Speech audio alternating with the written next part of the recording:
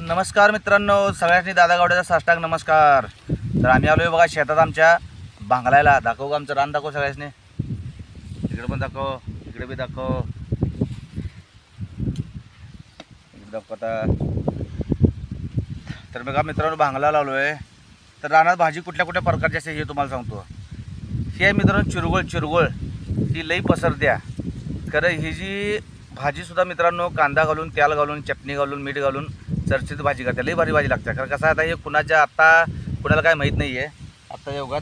आणि हे आहे बघा मित्रांनो, ही तांदळीची भाजी आहे. बघा ही तांदळ, ही देशी तांदळ आहे बघा. ही दाखवू थांबा.